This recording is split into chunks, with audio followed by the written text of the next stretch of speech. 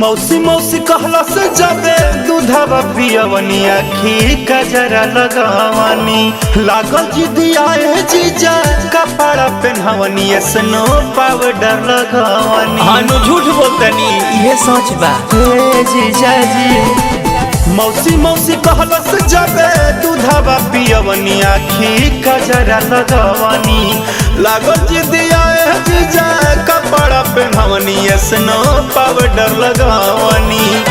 कतनो ले रही गोदी हम कमी रहता कतनो ले रही गोदी कौन कमी रहता ममहराइल बा बेटवा मम्मी कहता ममहराइल बा बेटवा जवन मम्मी कहता ममहराइल बा बेटवा। अरे जीजा जी घर भर परेशान बा माई बाबूजी सब लोग कभी एकरा का हो गइल बा।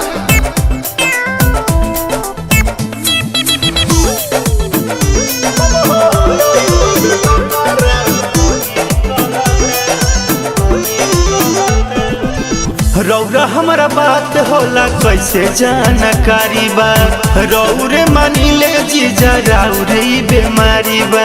अच्छा ये सब बात की कैसे जागिल हटी उठी लइका रौरा हमारा बात होला कैसे जानकारी बा रौरा हमके मानी जीजा रौरे बेमारी बा। भले लागता मजाक मन के नमी करता भले लागता मजाक मन के नमी करता ममहराइल बा बेटवा मम्मी कहता ममहराइल बा बेटवा जब से मम्मी कहता अपना मौसी के हमरो बियाह शादी करे के बाजी।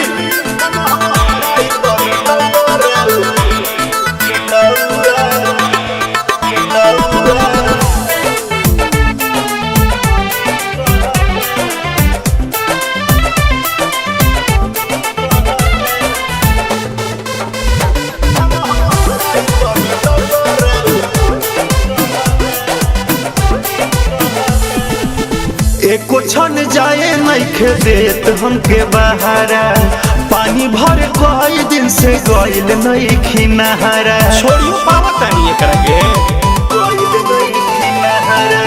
एको छन जाए नइखे देत हमके बहारा पानी भर कई दिन से गइल नइखी नहारा। उ तो देखते ही हमके हमी हमी कहता उ तो देखते ही हमके हमी कहता ममहराइल बा बेटवा मम्मी कहता ममहराइल बा बेटवा जब से मम्मी कहता ई तो मौसी के अपना। ढेर हंसी मतलब बेटवा रौरो से बदमाश बा।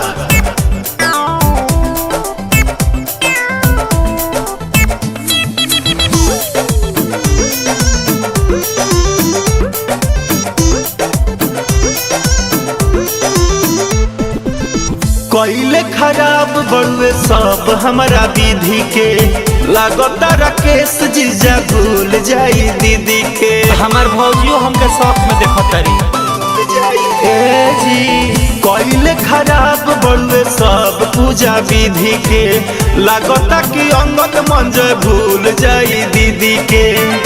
पीरी अंशुना ओरिजिनल खाली डमी धरता पीरी अंशुना ओरिजिनल खाली डमी धरता ममहराइल बा बेटवा जब से मम्मी कहता अपना मौसी के देरी मेरी मम्मी कहता ए जीजा लइका मम्मी कहता ए जीजा रो लइका बड़ा गुना हो गइल बा।